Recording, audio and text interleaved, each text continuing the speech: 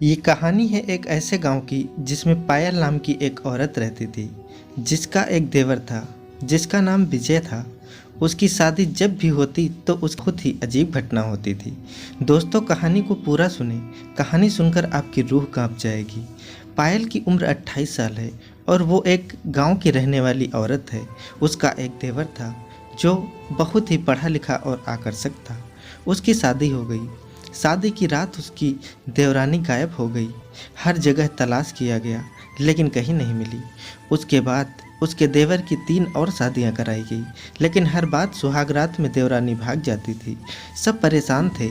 जब उसके देवर की चौथी शादी की गई और कमरे में कैमरा लगवा दिया गया तो आधी रात को सबने जो देखा तो सबकी आंखें फटी की फटी रह गई।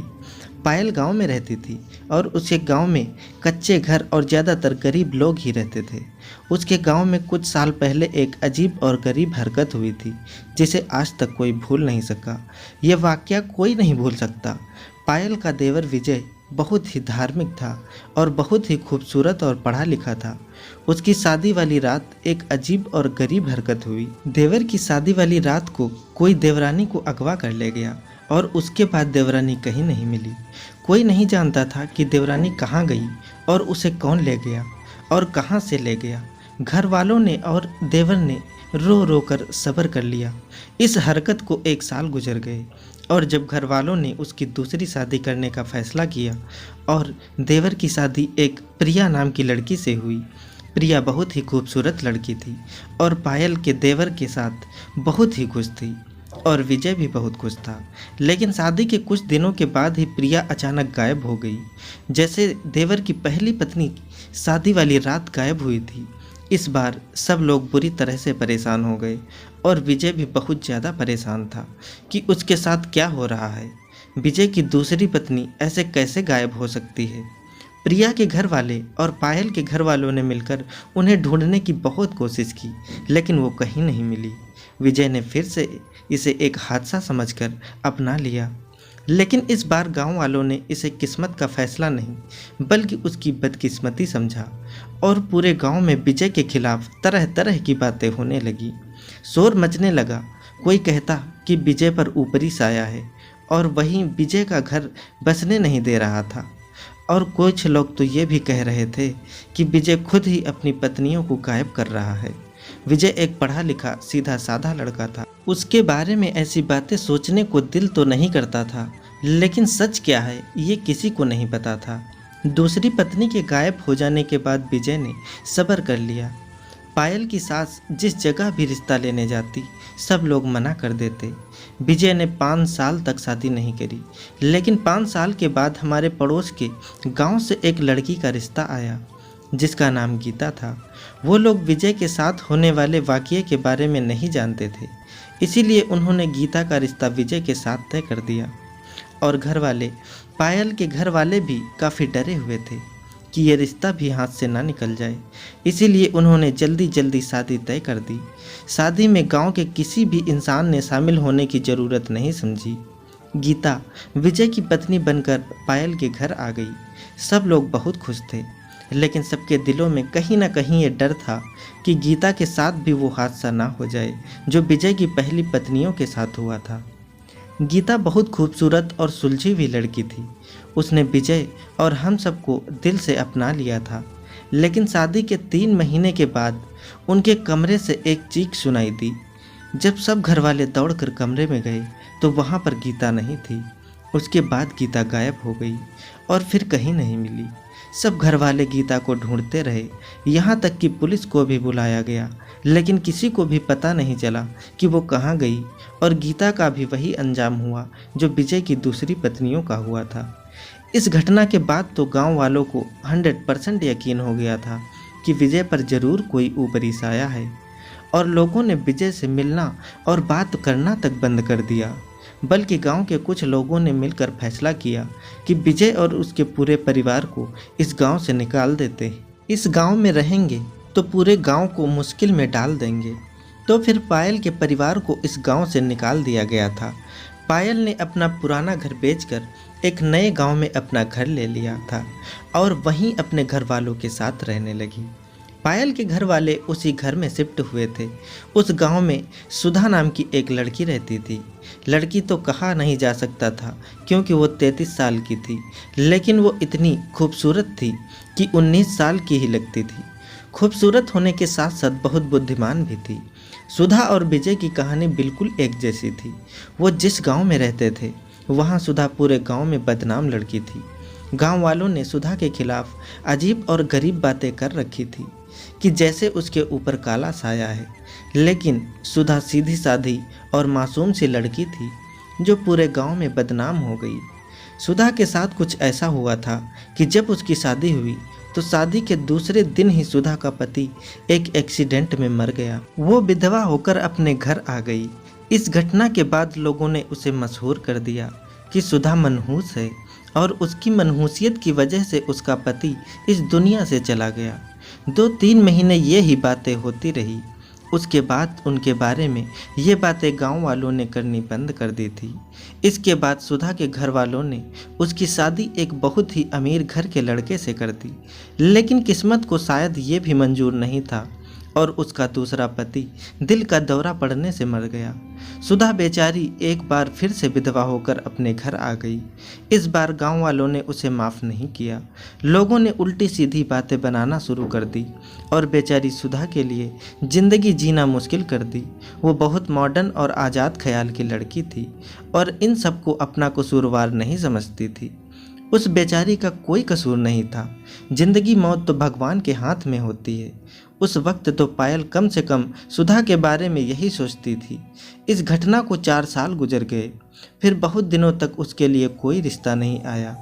फिर अचानक एक दूसरे गांव से उसके लिए एक रिश्ता आया और सुधा के घर वालों ने फौरन हाँ कर दी कि गांव वालों की बातों की वजह से ये रिश्ता भी हाथ से ना निकल जाए।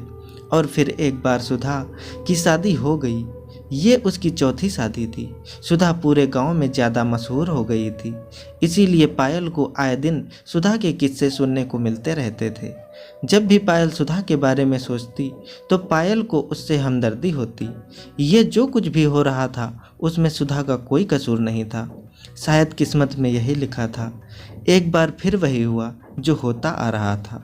सुधा का चौथा पति भी छत से गिरकर मर गया था और सुधा एक बार फिर से विधवा का दाग लेकर अपने मम्मी पापा के घर आ गई।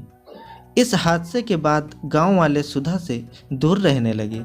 जहां भी सुधा को देखते गली बदल देते। यहाँ तक कि सुधा के अपने भाई बहन, अपने माँ बाप भी सुधा को मनहूस समझने लगे।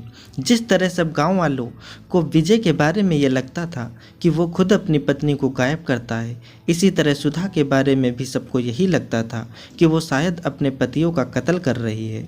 पायल के घर वाले जो कि उस गाँव में नए थे, इसलिए सुधा के बारे में ज़्यादा कुछ नहीं जानते थे। बस इतना जानते थे कि सुधा के 4 पतियों की मौत हो गई है। पायल को भी अपने देवर की शादी कहीं ना कहीं तो करनी ही थी, इसीलिए पायल के साथ उसके ससुर भी विजय का रिश्ता लेकर सुधा के घर गए।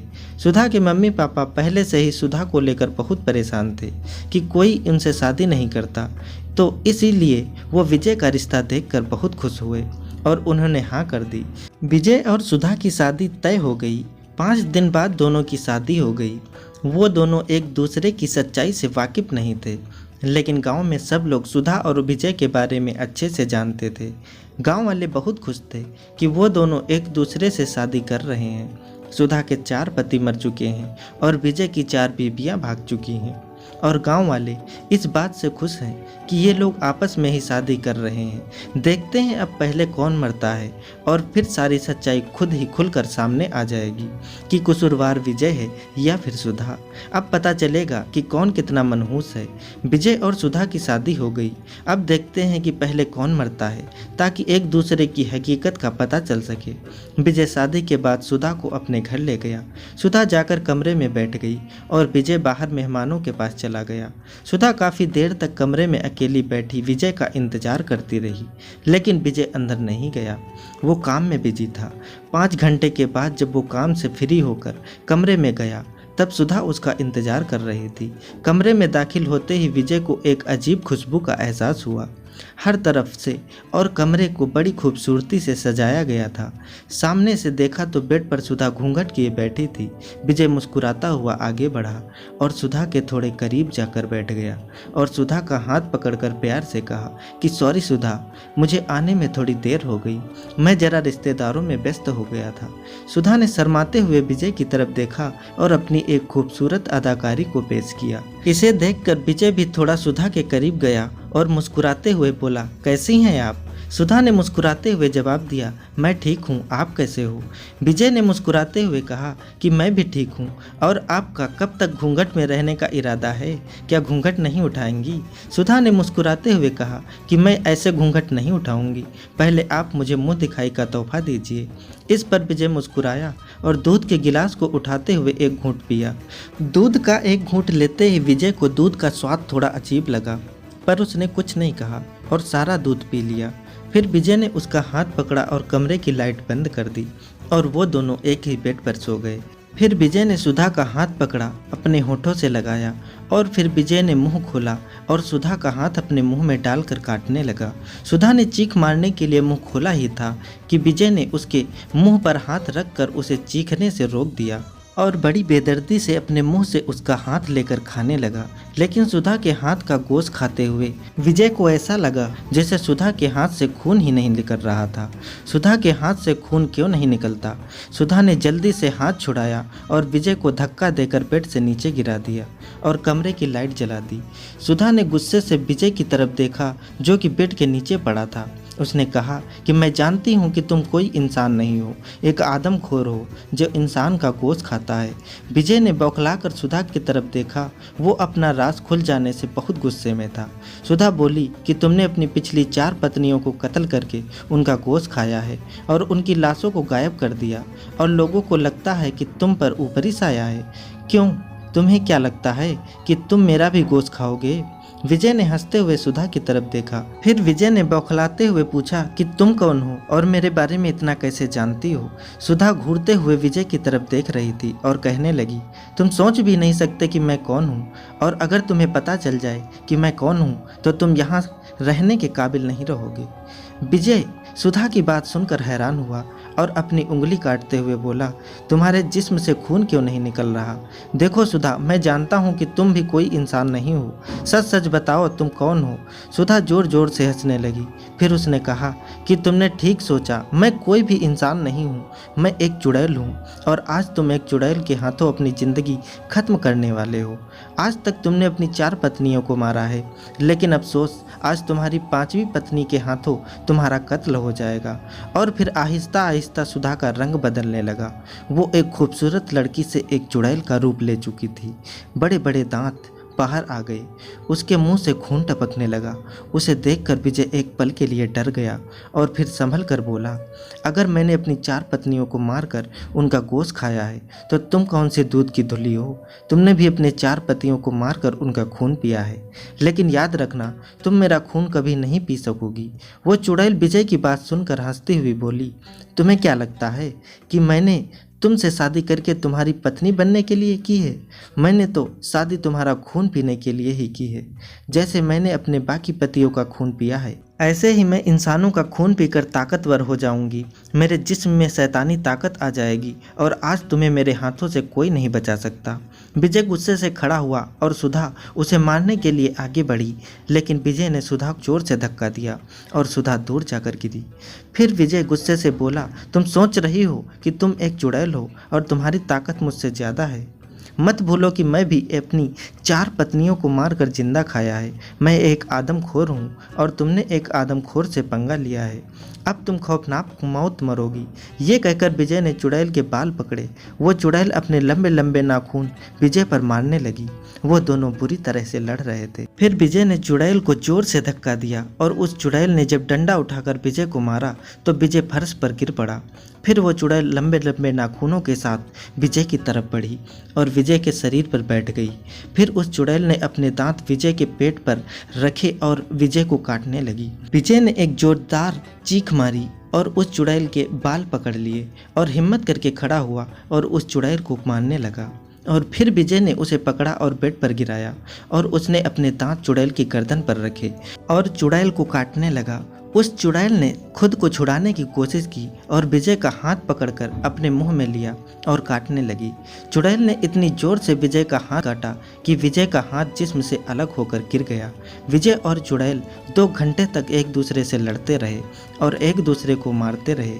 कभी विजय उस चुड़ैल को काटता तो कभी वो चुड़ैल विजय को काटने लगती। वो दोनों आपस में लड़ते रहे। लड़ते लड़ते दोनों थक गए। आखिर में विजय ने कैंची उठाकर उस चुड़ैल के सर पर मारी और वो चुड़ैल वहीं तड़प तड़प कर मर गई। विजय लड़ते लड़ते खुद भी थक चुका था, इसीलिए खुद भी वहां गिर पड़ा। विजय के जिस्म से हर तरफ से खून निकल रहा था और उसके अंदर इतनी ताकत नहीं थी कि वो खून को रोक पाता या किसी को आवाज़ देकर अपने कमरे में बुलाता। देखते ही देखते उसका ज़्यादा खून बहने की वजह से मौत हो गई। वो दोनों आदमखोर और चुड़ैल उसी कमरे में पड़े थे। अगली सुबह घर वालों को उनकी लाशें मिली, लेकिन गांव वालों की आदमखोर और चुड़ैल से जान छूट गई। ये पायल के गांव का सबसे भयानक और अजीब और गरीब किस्सा था, जिसे आज तक नहीं भुलाया जा सका और सभी गांव वाले आज भी आदमखोर और चुड़ैल की एक कहानी सुनकर हैरान होते हैं। लेकिन ये पूरी कहानी सुनने के बाद आप लोग ये सोच रहे होंगे कि वो दोनों जब कमरे में लड़ते रहे तो गांव वालों को इस बात का कैसे पता चला, क्योंकि वो दोनों मर गए थे। जाहिर है उन दोनों में से किसी ने तो इस बात को नहीं बताया होगा। तो दोस्तों, दरअसल गांव वालों ने मिलकर सुधा और विजय के कमरे में कैमरा लगवा दिया था ताकि पूरे गांव को उन दोनों की हकीकत का पता चल सके। उन दोनों की लड़ाई और सारी बातों की रिकॉर्डिंग हो गई, इसीलिए उन दोनों की कहानी पूरी दुनिया को पता चल गई।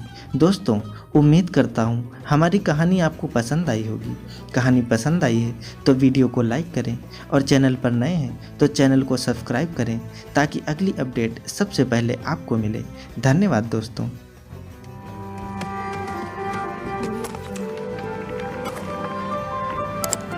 Subscribe now and press the bell icon.